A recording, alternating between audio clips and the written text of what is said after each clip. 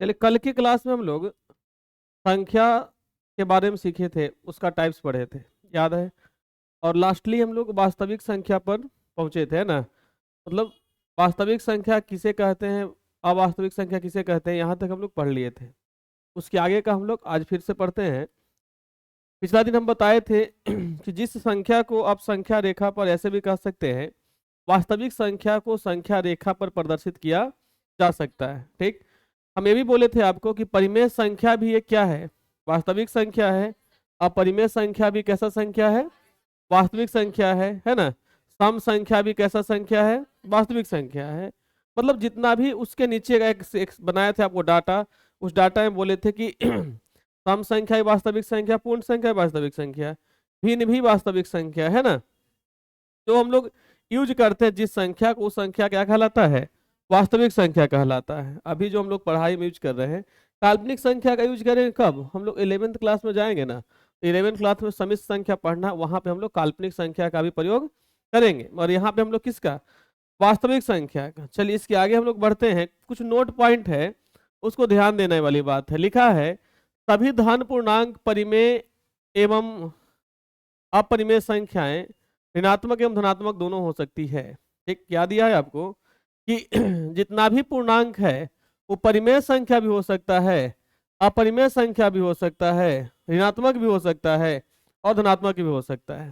ठीक, जैसे आप मान के चलिए कि दिया हुआ है, जैसे आप मान के चलिए दिया हुआ रहेगा 3, क्या दिया हुआ रहेगा आपको 3, तो 3 कैसा संख्या है, परिमेय संख्या कि नहीं है, 3 परिमेय संख्या है। ठीक, 3/4 भी परिमेय संख्या है ना। ये चीज आप ध्यान में रखिएगा। तो पूर्णांक भी क्या होगा आपको, परिमेय संख्या होगा। ठीक ना, 7 लिखा ले भी क्या है आपका, परिमेय संख्या है।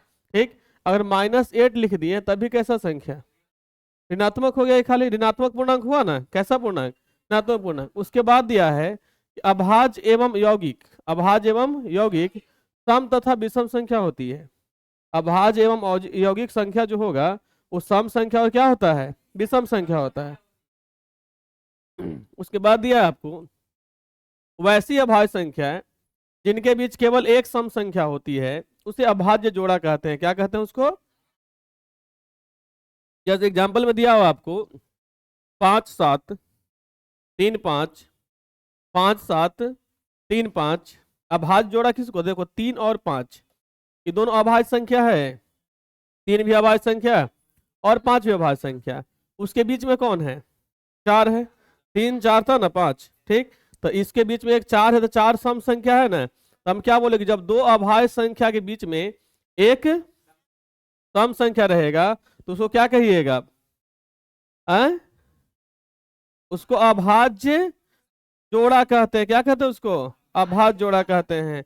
उसके बाद दिया सभी पूर्णांक परिमेय एवं वास्तविक होता है। सभी पूर्णांक क्या होता है, परिमेय एवं, ठीक। पूर्णांक दो पूर्णांक बताया ना आपको, ये आपका 3 भी पूर्णांक है, -4 भी पूर्णांक है, -8 भी और -7 भी और 8 भी। मतलब कोई धन पूर्णांक है तो कोई ऋण पूर्णांक, ठीक। तो जो भी पूर्णांक है, तो पूर्णांक को हम लोग कैसा संख्या कहते हैं, पूर्णांक को हम लोग परिमेय कहते भी हैं और वास्तविक भी कहते हैं। 6 नंबर दिया हुआ आपका, सभी भिन्न संख्याएं परिमेय होती है। सभी भिन्न संख्या क्या होता है, परिमेय, ठीक। जितना भी परिमेय संख्या लिखते हैं, या सॉरी जितना भी भिन्न लिखते हैं उसको लोग परिमेय कहते हैं, क्योंकि भिन्न भी लिखाता है तो p/q के फॉर्म में लिखाता है ना। ऊपर में वाला को हम लोग अंश कहते हैं, नीचे वाला को क्या कहते हैं, हर कहते हैं। भिन्न का प्रकार भी पढ़ाए थे आपको, पढ़ाया था ना, उचित भिन्न, अनुचित भिन्न बताए थे ना, मिश्रित भिन्न, ठीक। पिछला क्लास में लोग देखे थे, ठीक। तो भिन्न ही क्या कहलाता है आपका, परिमेय संख्या कहलाता है। उसके बाद दिया आपका सभी प्राकृतिक संख्याएं पूर्ण संख्या, पूर्णांक संख्या, परिमेय एवं वास्तविक होती है। तो ग्राफ को आप देखिएगा, पिछला क्लास में जो बताए थे, जो प्राकृतिक संख्या होता है, प्राकृतिक संख्या में ही पूर्ण संख्या इंक्लूड होता है ना। पूर्णांक भी हो सकता है और परिमेय भी हो सकता है, क्या होता है, वास्तविक भी होता है। कोई दिक्कत है? उसके बाद दिया अगला, सभी पूर्णांक परिमेय एवं अपरिमेय संख्याएं वास्तविक होती है, ठीक ना। उसके बाद दिया है क्या कि प्राकृतिक, अभाज्य, यौगिक एवं सम विषम एवं पूर्णांक संख्याएं कभी भी ऋणात्मक नहीं होता है। प्राकृतिक संख्या ऋणात्मक होता है? प्राकृतिक संख्या ऋणात्मक, पूर्ण संख्या ऋणात्मक, सम संख्या, विषम संख्या होगा ऋणात्मक? नहीं, ठीक ना। पूर्णांक संख्या नहीं, ठीक। तो यहाँ ये भी बोले आपको, ये संख्या हमेशा क्या होता है? धनात्मक होता है। क्या होता है? धनात्मक, ठीक। अब बोलेगा कोई आपसे कि सबसे छोटा परिमेय संख्या क्या है? सबसे छोटा परिमेय संख्या, सबसे बड़ा, सबसे बड़ा देख देख के नहीं बोलना है, सबसे बड़ा ना हो। परिमेय संख्या किसको बोलते हैं? पी बाई क्यू के रूप में लिखा हुआ हो, है ना। तो सबसे छोटा तो 1 होता है। सबसे छोटा अगर सम संख्या पूछेगा आपसे, तो सबसे छोटा सम संख्या, सबसे छोटा विषम संख्या 3, सबसे छोटा विषम संख्या। उसके बाद बताइएगा सबसे छोटा अभाज्य संख्या, सबसे छोटा अभाज्य संख्या 2 ना, ठीक। सबसे छोटा अभाज्य संख्या, सबसे छोटा भाज्य संख्या, सबसे छोटा भाज्य, भाज्य में 4 होगा, भाज्य क्या हो जाएगा आपको? 4 हो जाएगा, ठीक। और सबसे बड़ा अगर पूछेगा तो सबसे बड़ा प्राकृतिक संख्या भी आपको ज्ञात नहीं है, गिनते गिनते अनंत तक जाते हैं, ठीक? तो सबसे बड़ा प्राकृतिक संख्या ज्ञात नहीं है, ठीक ना। यहां तो कोई दिक्कत है? उसके बाद लिखा हुआ है आपको कि शून्य एक क्या है? समपूर्णांक। शून्य क्या है? समपूर्णांक। लिखे 2 एक मात्र सम और अभाज्य दोनों है। 2 एक ऐसा संख्या है, ऑब्जेक्टिव में आपको दे सकता है कि वैसी कौन संख्या है जो सम भी है और अभाज्य भी है, सम भी है और अभाज्य भी है ना। 2 ही एक ऐसा संख्या है जो सम भी है और अभाज्य भी है। 2 ही एक ऐसा संख्या है जो सम भी है और क्या है? 2 के बाद जितना भी अभाज्य संख्या है वो सारा संख्या विषम संख्या है, ठीक ना। 2 के बाद जितना भी अभाज्य संख्या वो सब संख्या कैसा संख्या है? विषम संख्या है, ठीक। उसके बाद दिया है 2 को छोड़कर सभी अभाज्य संख्याएं क्या है? विषम पूर्णांक। यही ना बात अभी आपको बताएं, ये सब याद रहना चाहिए आपको, ठीक ना। फिर अगला कुछ और यहाँ पे याद रखिएगा कॉन्सेप्ट, यहाँ पे लिखे हैं कि परिमेय और अपरिमेय, परिमेय प्लस अपरिमेय बराबर क्या होता है? अपरिमेय होता है। जैसे अभी बताए परिमेय 2 परिमेय संख्या है ना, 2 कैसा संख्या है? इसमें अपरिमेय संख्या को जोड़ देंगे, ठीक। तो अपरिमेय संख्या कौन होगा आपका? √5। तो बताइए 2 + √5 कैसा संख्या? अपरिमेय कैसा संख्या हो जाएगा? ये अपरिमेय संख्या हो जाएगा, ठीक। अब देखिए उसके बाद बोले आपको कि परिमेय संख्या और अपरिमेय संख्या का अंतर, ऑब्जेक्टिव में पूछता है सब चीज, ठीक ना। ऑब्जेक्टिव में पूछता है, अगर आप लोग को देखना होगा तो चैनल पे ही ऑब्जेक्टिव का प्लेलिस्ट एक बना हुआ है, ठीक। सारा चैप्टर का चैप्टर वाइज ऑब्जेक्टिव डाला हुआ है, आप वहां से प्लेलिस्ट में देख लीजिएगा जाके, ठीक ना। हाँ देख लीजिएगा, चैप्टर वाइज दिया हुआ ऑब्जेक्टिव वहां पे। उसके बाद दिया आपको परिमेय और अपरिमेय संख्या का अंतर। तो कोई भी परिमेय संख्या आप सोच लीजिए जो आपके मन में आता है। मान के चलिए 5 यहाँ पे परिमेय संख्या लिखे, अब परिमेय संख्या √3 है ना, 5 - √3, तो इसका अंतर क्या होगा आपको? इसको हम लोग कैसा संख्या बोलेंगे? अपरिमेय बोलेंगे, ठीक ना। उसके बाद यह आपको परिमेय गुना अपरिमेय, परिमेय गुना अपरिमेय, ये परिमेय है आपको, है ना। आई आपका क्या है? अपरिमेय है। तो 2 × √2 तो बराबर क्या होगा आपको? 2 √, तो एक ऐसा संख्या अपरिमेय संख्या, कैसा संख्या? अपरिमेय संख्या, ठीक। परिमेय और अपरिमेय का भागफल, मतलब परिमेय भागा अपरिमेय, परिमेय भागा अपरिमेय भी क्या कहलाता है? अपरिमेय कहलाता है, ठीक ना। अगर आपको दिया हुआ है परिमेय संख्या 5 है, 5 भागा रूट कितना? 3, तो इसको लिख सकते हैं 5 बटा रूट कितना? ये क्या कहलाएगा आपको? अपरिमेय कहलाएगा, ठीक। अब एक पॉइंट और लास्ट में लिखा है, यदि 2 अपरिमेय संख्याओं को परस्पर जोड़े, यदि 2 अपरिमेय संख्याओं को परस्पर जोड़े,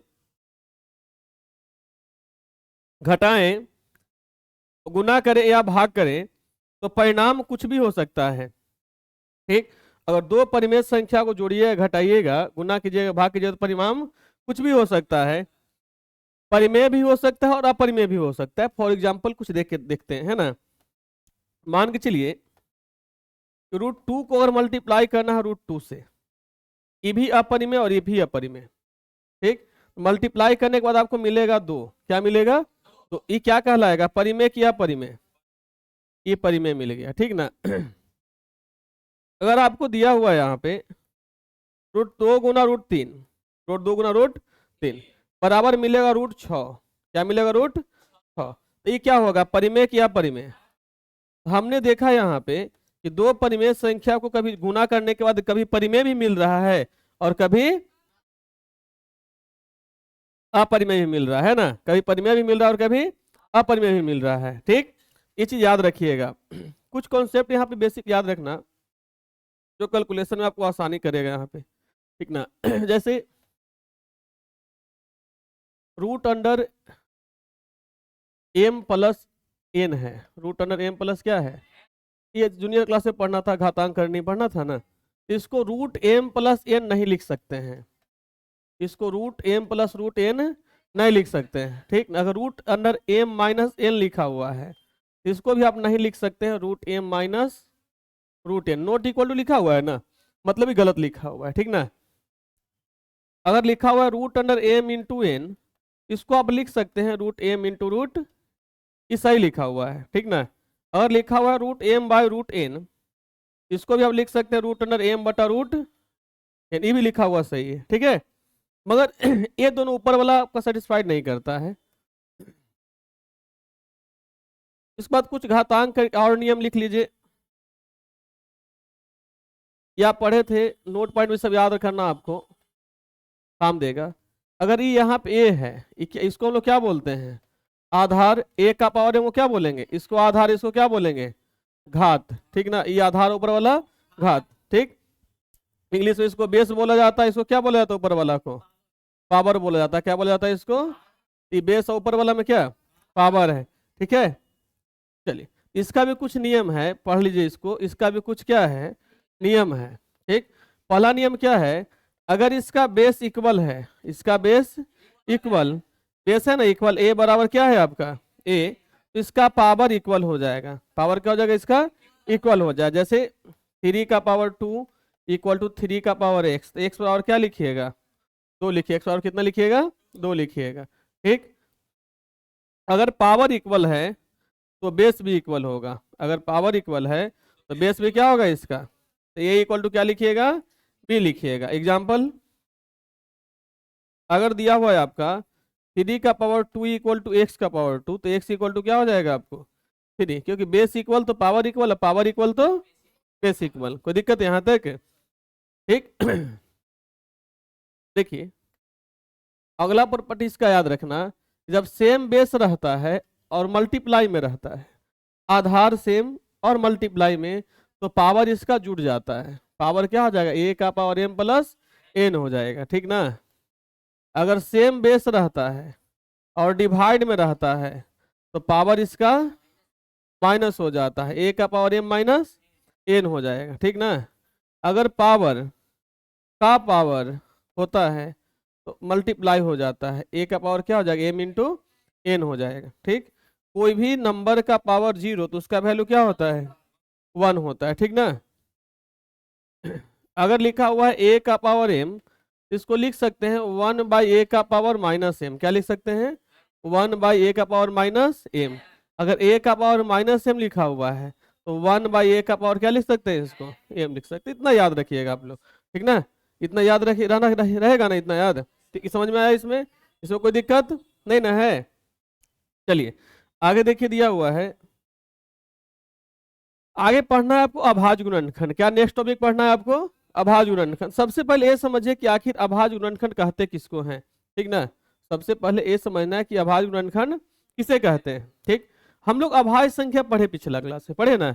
अभाज्य संख्या किसको कहते हैं, जो एक और स्वयं से डिवाइड होता है। यह भी बोले आपको कि जिसका 2 गुणनखंड हो, जिसका कितना गुणनखंड 2 गुणनखंड, 2 चीज होता है, आगे देखिए लिखे हुए हैं, हम इसको लिख दिए हैं। एक होता है गुणनखंड, एक क्या होता है गुणज, एक होता है गुणनखंड, एक क्या होता है गुणज। देखो लिखे है ना, एक होता है गुणनखंड, एक क्या होता है गुणज।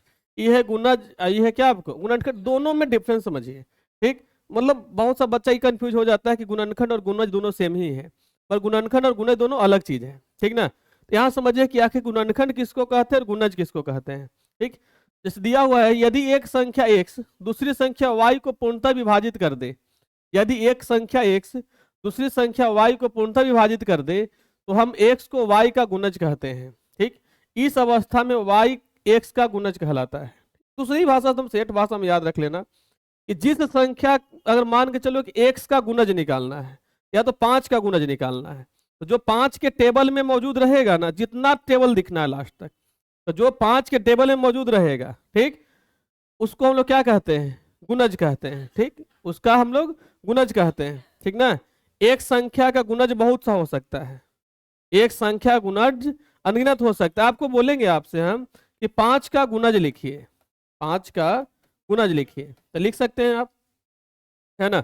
बोलिए 5, 10, 15, 20, 25, अनंत तक लिख सकते हैं। ठीक, मतलब क्या बोले कि अगर गुणज रहेगा तो वह उस संख्या से विभाजित हो जाएगा। ठीक, हम बोलेंगे कि 5 25 का गुणज है 5 पर में डिवाइड हो रहा है ना। आपको बोलेंगे 40 का 5 गुणज है कि नहीं? ठीक, बात समझ में आया? तो 5 का गुणज के गो अनगिनत गुणज लिख सकते हैं। अब बात आता है गुणनखंड। लिखा है कि जब कोई संख्या किसी दूसरी संख्या को पूरा पूरा विभाजित करे, पूरा पूरा मतलब समझ में आ रहा है ना? ठीक, और शेष कुछ ना बचे, तो कुछ ना मतलब लड्डू बचे, कुछ ना मतलब क्या? 0। ठीक, तो वह संख्या उस दूसरी संख्या गुणनखंड कहलाती है। वह संख्या उस दूसरी संख्या का क्या कहलाती है? गुणनखंड। गुणनखंड का संख्या निश्चित होता है।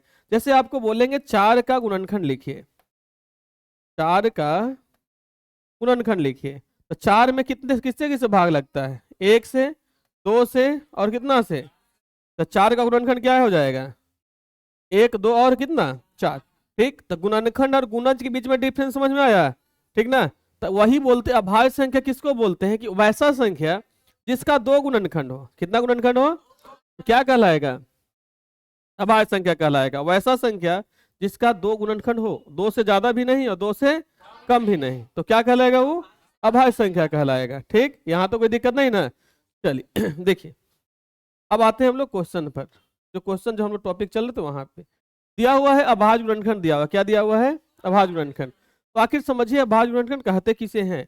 हम लिखे भी हैं कि किसी संख्या को अभाज्य संख्या के गुणनफल के रूप में लिखने को अभाज्य गुणनखंड कहते हैं। ठीक, कोई भी संख्या हो, ठीक, जब भी अभाज्य गुणनखंड निकलता है तो भाज्य संख्या का ही निकालना रहेगा। किसको निकालना रहेगा? भाज्य संख्या का। ठीक आई बात समझ में? तो आप देखिए यहाँ पे निकालना है आपको अभाज्य गुणनखंड। कुछ हम नंबर दिए हुए हैं। पहला दिया है 625 का अभाज्य गुणनखंड ज्ञात कीजिए। किसका अभाज्य गुणनखंड? 625 का, 625 का। ठीक ना, तो पहले 625 लिख देते हैं, है ना, और सबसे छोटा अभाज्य संख्या से सबसे पहले भाग देना है।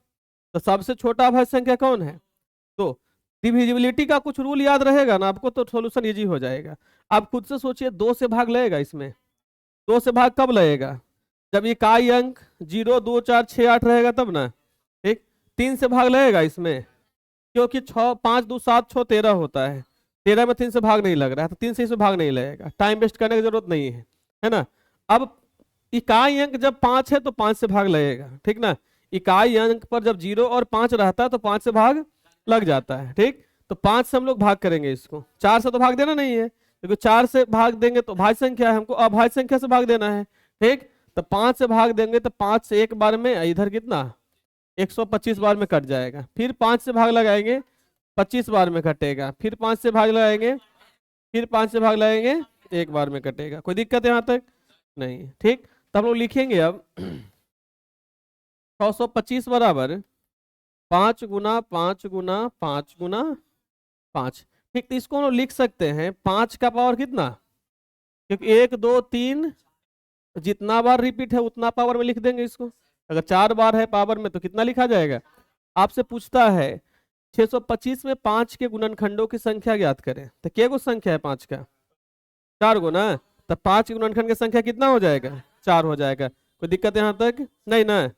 चलिए, अब आपसे देखो अगला हम पूछ ही दिया है कि 2 का पावर 4, 5 का पावर 2 और 3 का पावर 6, 7 का पावर 3 के अभाज्य गुणनखंडों की संख्या ज्ञात करें। तो पूछ ही दिया। ये तो बहुत आसान है। 4 गो, 2 गो, 6 गो, 6, 6, 12, 12, 3, 15। तो कुल गुणनखंड क्या गो हो जाएगा?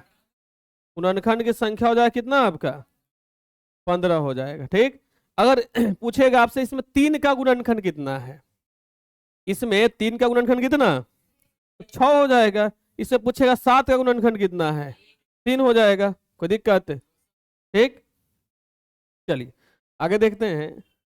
आगे दिया हुआ है आपसे, फिर अगला क्वेश्चन दिया है 216, क्या दिया है 216 के अभाज्य गुणनखंड ज्ञात करें। 216 का अभाज्य गुणनखंड ज्ञात करें। ठीक, तो आप 216 पहले लिखिएगा ना, उसके बाद ना गुणनखंड। चलिए 2 से भाग लगेगा ना, इसमें लगेगा, कितना बार में कटेगा 108 बार में, फिर कितना बार में कटेगा, फिर कितना बार में कटेगा, आप नहीं लगेगा, आप 3 से लगेगा भाग 9 बार में, फिर और फिर लगेगा 1 बार में। चलिए तो इसको क्या लिखेंगे आप, 216 बराबर 2 गुना 2 गुना 2 गुना 3 गुना 3 गुना 3। तो बताइए 2 का पावर कितना और 3 का पावर। आपसे ऑब्जेक्टिव पूछेगा कि 216 के भाज्य गुणनखंड में 2 के गुणनखंडों की संख्या कितना है, 3 हो जाएगा। 3 के गुणनखंडों की संख्या कितना है, दिक्कत। चलिए अब अगला टॉपिक आपका है लघुत्तम समापवर्तक और उसके बाद है महत्तम समापवर्तक। नहीं, बच्चा क्लास में पढ़े थे, है ना, एलसीएम और एचसीएफ, है ना। इसको लोवेस्ट कॉमन मल्टीपल, इसको हाईएस्ट कॉमन फैक्टर, ठीक ना, ये सब आता है। नहीं, आवाज तो तड़ातड़ निकल रहा है आप लोग का, उल्टा लिखा गया ना।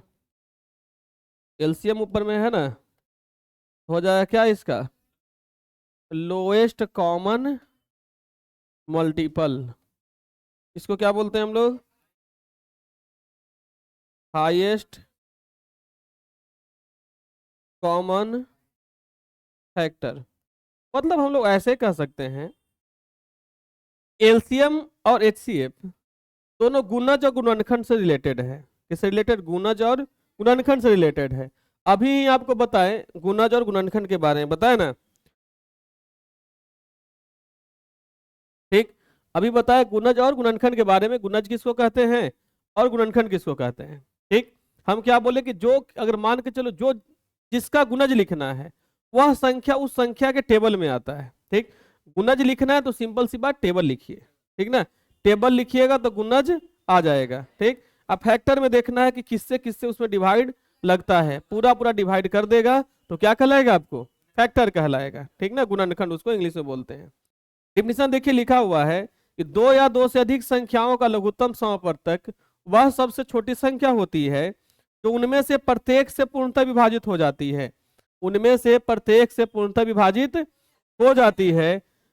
दूसरे शब्द में हम कह सकते हैं कि यह सबसे छोटी संख्या है जिसे प्रत्येक संख्याओं का एक गुणनखंड के रूप में होता है। ठीक, डिफिनीशन तो समझ गए। ठीक, ऐसे भी आप याद रखिए कि वह छोटी से छोटी संख्या जिसमें दी हुई संख्याओं से भाग लग जाता है वो क्या कहलाता है, एलसीएम कहलाता है। क्या कहलाता है, मतलब जो एलसीएम निकालते उससे भी बड़ा संख्या मिलेगा जिसमें दिए हुए संख्या से भाग लगेगा, और एलसीएम जो हम लोग निकालते हैं सबसे छोटा संख्या होता है जो दिए गए सभी संख्याओं से उसमें भाग लगता है।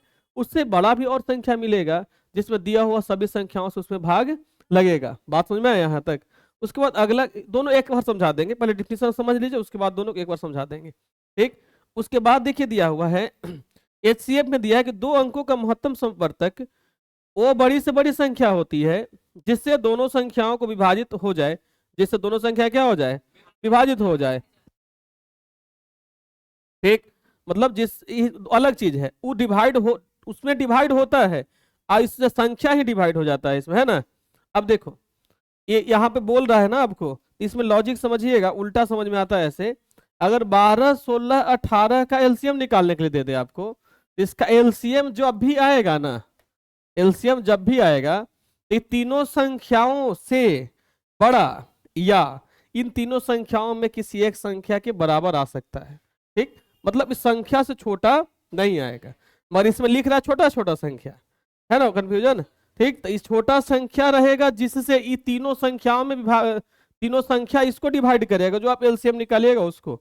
एचसीएफ जो आएगा, एचसीएफ से ये तीनों संख्या खुद डिवाइड हो जाएगा। ठीक, ये बात समझ में आना चाहिए आपको। ठीक, इसलिए एचसीएफ बड़ा से बड़ा संख्या होता है। अब बड़ा जो आप एचसीएफ निकालिएगा वो सबसे बड़ा संख्या रहेगा जो दिए हुए संख्या को विभाजित करेगा।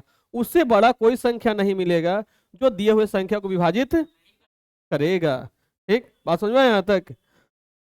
अब हम एक एग्जांपल लेके चलते हैं, उसके बाद पता चलेगा आपको। ये बता दिया अभी, गुणज गुणनखंड बताया ना। उसके बाद देखिए इसको निकालने का दो तरीका। सबसे पहला तरीका अभाज्य गुणनखंड विधि।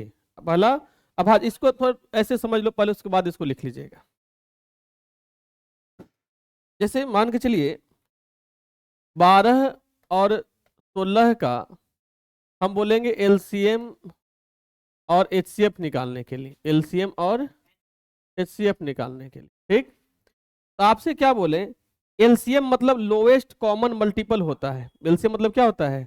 Lowest common multiple. ठीक अब देखिए सबसे पहले मल्टीपल की बात करता है तो पहले मल्टीपल निकाल लेते हैं। 12 का भी मल्टीपल और 16 का भी मल्टीपल, 16 का भी गुणज निकालेंगे। 12 का गुणज क्या होगा? 12, 24, 36, 48, 60 और भी होगा, कि गुणज तो फिक्स है नहीं। अब 16 का गुणज लिख लेंगे तो 16, 32, 48 है ना, 64, 80, इस टाइप से। ठीक ना, और भी गुणज हो सकता है, इसका बहुत सा गुणज होगा। मगर हमको देखना है लोवेस्ट, मतलब सबसे छोटा, सबसे छोटा। उससे बड़ा भी होगा मगर हमको चाहिए सबसे छोटा। ठीक, तो सबसे छोटा मिलाइए कौन कॉमन है जो दोनों में रहेगा। ठीक ना, जो दोनों में रहेगा। तो बताइए दोनों में है? 12 है, दोनों में नहीं है। 16 इसमें तो उसमें नहीं है, 24 उसमें तो इसमें नहीं है, 32 इसमें तो छत नहीं है। हाँ 48 है जो इसमें भी है और इसमें भी है। जब दोनों में है, दोनों में है तो इसको हम लोग क्या बोलेंगे? एचसीएफ बोलेंगे ना। जो दोनों में कॉमन रूप से मौजूद है तो क्या कहलाएगा? एचसीएफ। अब देख एचसीएफ के एलसीएम, एलसीएम ना, इसको क्या बोलेंगे?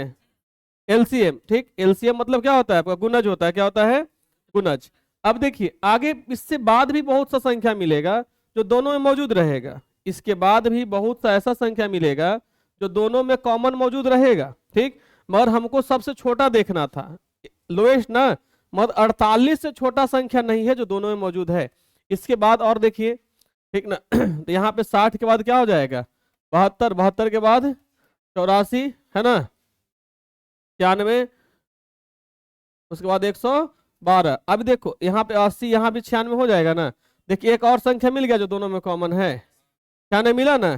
ठीक, मगर एलसीएम 96 होगा कि 48 होगा? एलसीएम 96 होगा कि 48? 48 ना। क्यों? क्योंकि 96 से छोटा 48 है। ठीक ना, हमको छोटा वाला कॉमन फैक्टर एलसीएम कहलाता है। बात समझ में आया यहाँ तक? ठीक, अब देखिए एचसीएफ की बात आती है। एचसीएफ में क्या बोले थे? हाईएस्ट कॉमन फैक्टर बोले थे। एचसीएफ में क्या बोले थे? Highest common factor. तो पहले 12 का फैक्टर निकालिए और 16 का फैक्टर निकालिए। ठीक, 12 का पहले फैक्टर निकालिए पहले, फिर इसका फैक्टर निकालिएगा 16 का। तो 12 का फैक्टर क्या होगा?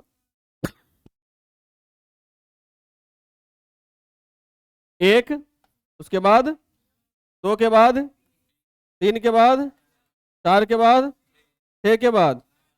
इससे ज्यादा किससे भाग लगेगा इसमें? अब बताइए 16 में किससे भाग लगेगा? 1 से, 2 से, हाँ, और सबसे बड़ा फैक्टर इसमें कौन है जो दोनों में है? हैं? लास्ट से इसमें देखना है ना। 12 दोनों में नहीं ना है। ठीक, 6 भी दोनों में नहीं, 8 भी नहीं है, 4 देखो इसमें भी है और इसमें भी है। ठीक, तो इसका एचसीएफ कितना हो जाएगा? 4 हो जाएगा। अब तो बात समझ में आया होगा हाईएस्ट कॉमन फैक्टर और लोएस्ट कॉमन मल्टीपल का। ठीक, मतलब एलसीएम और एचसीएफ में अब डिफरेंस समझ में आ गया होगा। मतलब एलसीएम मतलब गुणज और एचसीएफ मतलब गुणनखंड। ठीक, और गुणनखंड भी कैसा वाला? हाईएस्ट कॉमन फैक्टर वाला। ठीक, इसको निकालने का दो तरीका है।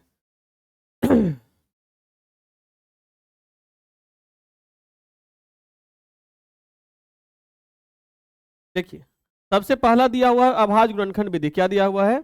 अभाज्य गुणनखंड विधि दिया हुआ है। इसका मतलब सबसे पहले जिसका आपको एलसीएम और एचसीएफ निकालना है, ठीक, उसका अभाज्य गुणनखंड निकालना पड़ेगा, ठीक ना। जिसका एलसीएम एचसीएफ निकालना, उसको क्या निकालना पड़ेगा। मान के चलिए कि अगर 12 16 18 का एलसीएम तथा एचसीएफ, एलसीएम तथा एचसीएफ ज्ञात करना है ना, एलसीएम तथा एचसीएफ ज्ञात करना है तो सबसे पहले आप फैक्टर किसका निकालिएगा, 12 का। 6 बार में 3 बार में, ठीक। तो 12 बराबर क्या हो जाएगा, 2 गुना 2 गुना, इसको लिख सकते हैं 2 का पावर 2 गुना कितना, ठीक। 16 का अगर फैक्टर निकालेंगे तो क्या हो जाएगा, 8 4 2, है ना। तो 16 बराबर हो जाएगा 2 गुना 2 गुना 2 गुना बराबर 2 का पावर कितना, 4, ठीक।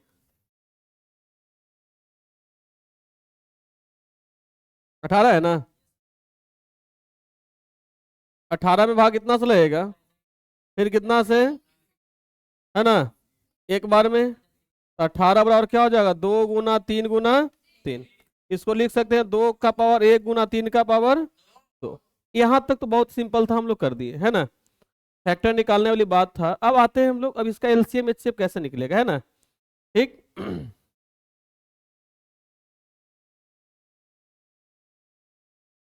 देखिए, अभी हम बोले कि एलसीएम का मतलब होता है lowest common multiple, lowest common multiple. ऐसे समझ जाओ कि एलसीएम आपको देखना है कौन कौन फैक्टर सब में है कि नहीं, उससे मतलब एलसीएम को नहीं है, ठीक। जितना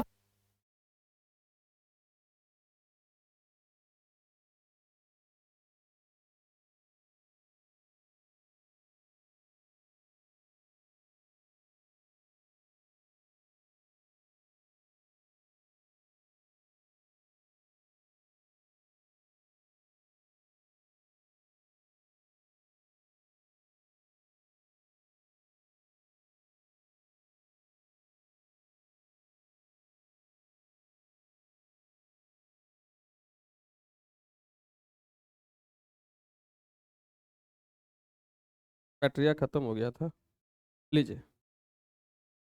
देखिए, हम क्या बोल रहे थे, अगर एलसीएम निकालना है आपको तो देखना है आपको फिर सब में देखना गुणनखंड क्या क्या है। तो पूरा टर्म में गुणनखंड 2 भी दिख रहा है और 3 दिख रहा है, 2 और 3 के अलावा तो और कोई गुणनखंड नहीं दिख रहा है। तो सबसे बड़ा पावर है उसको यहाँ पे लिख देना है। तो सबसे बड़ा पावर कौन है, 2 का पावर 4। और क्या दिख रहा है साथ में, 3 दिख रहा है। तो यहाँ 3 का पावर 1 है, 3 का पावर कितना है, 2 है। तो 3 बड़ा पावर कौन है, 2 ना। तो बड़ा पावर को यहाँ पे लिख देना, 3 का पावर कितना हो जाएगा आपका, 2 हो जाएगा। कितना, 3 का पावर 2 हो जाएगा, ठीक। अब बताइए 2 का पावर 4 का मान कितना, ठीक। 2 को 4 बार गुना करना पड़ेगा, 2 गुना 2 गुना 2 गुना 2, और 3 को कितना बार, तो यहाँ हो जाएगा 16, 16 गुना 9 बराबर 144। तो एलसीएम तो निकल गया, ठीक। अब निकालना है एचसीएफ, क्या निकालना है, एचसीएफ निकालना है, ठीक ना। 3 × 3, हाँ। अब उसके बाद निकालना है क्या आपको, एचसीएफ निकालना है। एचसीएफ में देखना है कॉमन फैक्टर। कॉमन फैक्टर बोले तो जो फैक्टर दोनों में प्रेजेंट है, दोनों में प्रेजेंट है, या 3 है, जो जितना संख्या दिया सब में, तो यहाँ पे 3 संख्या दिया हुआ है ना, तो तीनों में प्रेजेंट होना चाहिए। 2 सब में है, इसमें भी 2 है, इसमें भी 2 है, उसमें भी 2 है, ठीक। 3 सब में नहीं है। जब 3 सब में नहीं है तो कॉमन फैक्टर क्या हो जाएगा आपका, कॉमन फैक्टर क्या हो जाएगा, 2 ना हो जाएगा, क्या हो जाएगा, कॉमन फैक्टर 2 हो जाएगा, ठीक। आपको निकालना है क्या, एचसीएफ। द कॉमन फैक्टर 2 है, इसमें सबसे लोएस्ट पावर को देखना है। सबसे छोटा पावर है, सबसे कम पावर है उसको।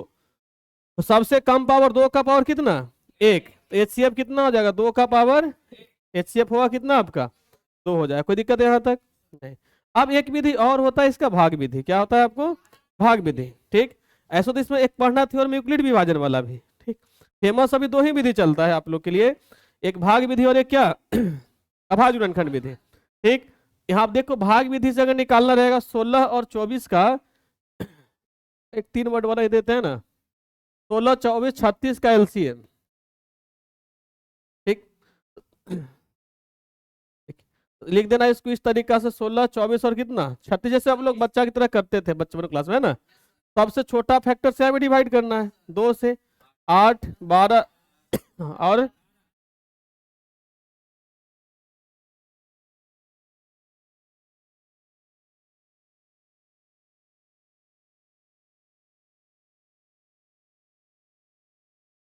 फिर कितना से 1 और कितना, अब तो डिवाइड नहीं लगेगा। ठीक, अब देखिए यहाँ पे क्या हो जाएगा, आपको एलसीएम कितना होगा आपका, 2 गुना 2 गुना 2 गुना 3 गुना 2 गुना 3, मल्टीप्लाई करने के बाद कितना आ जाएगा, 4 8 तिया 24 दूना 48 तिया कितना 144, कितना 144। ठीक, अब निकालना है आपको एचसीएफ। क्या निकालना है, एचसीएफ। तो एचसीएफ निकालने के लिए कोई भी दो संख्या को पहले सेलेक्ट कर लीजिए।